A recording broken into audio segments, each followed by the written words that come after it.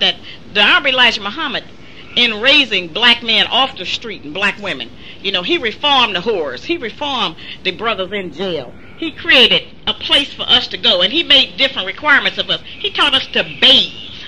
He put the black man in a suit and a tie, something that this country had not seen. He put us in white dresses and headpieces and nice uniforms, which covered our body down to the ankle. And you didn't see dirty blue jeans and old run-over sneakers hanging out from up under our uniforms. Okay? And you didn't see us with a headpiece on, with an old funky T-shirt on hanging out over a pair of jeans. You didn't see the MGT sisters out on the street dressed that way, because it was against the law. It was against the rules. We had to represent cleanliness. He said he wanted to create a people who looked like they were prepared to meet God. And that's what he did with the MGT. And he made the first plea about black on black crime by saying, stop fighting your brother, love your own kind, join on to your own kind. All of that came from him. Other people who had organizations in America all wanted to associate with white people. They all wanted to integrate with them, and they all certainly at that time, even then, wanted them a white woman. But you know, with that part about cleanliness, all you have to do is take a walk in some of your junior, middle high, or elementary school. And smell them. Lord have mercy. I'm telling you, man, it's a disgrace, the condition our children are in these schools this day and time. You know, they don't teach hygiene in school anymore. No, they don't teach personal hygiene. None of that. But our Elijah Muhammad taught it. Absolutely. You couldn't show up. You couldn't be in your house and be nasty, because at that time they had the MGT captains and inspectors who would come out to your home periodically and make sure you were living a clean house in your home. So those were good things, and because they did allow us to at least have some guidelines by which we were to live.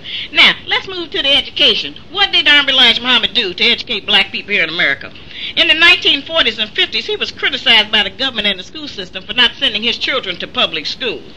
And he and his, you know, we preferred to educate our children at home and open our own private schools. Now, he was attacked for that. At that time, in the 30s and 40s, the government spent $1.49 a year on each black child to educate them. It's a shame. While they were spending $7.50 on every white child. And that extra $5, that's $6 we can see today, is the same type of disparity. So he didn't want his children to go to that schools, and they threatened to put him in jail. Now, he was a forerunner in that, because now today, private schools, faith-based schools, charter schools, homeschooling, that's the most popular thing around. He brought that into the black community. He brought that into America. The only schools that they ever allowed to be separatists for boys and girls was the white Catholics. They could put their girls in one school and the boys in the other, because they knew which way to educate children. When the messenger did that, he got criticized for that. He got criticized for putting the children in uniforms, dressing them all alike, and making that a standard. Well, now today, all of the schools almost have the children in uniforms. All of them now are breaking up many classes and many schools into all boys and all girls. And so these are the other things that he brought to North America, to the black people in this country. They were not doing that. And now we have a top school right here in Philadelphia that brings out some very top scholars, and that's at Girls High. That's one of the largest remaining schools where they still have all girls, and it has worked very well for them. And so those type of things he brought in that black people don't know, and white people are never going to admit that they got anything from the messenger. But he told us one thing, Brother Rob, and I love this. He said, after all else,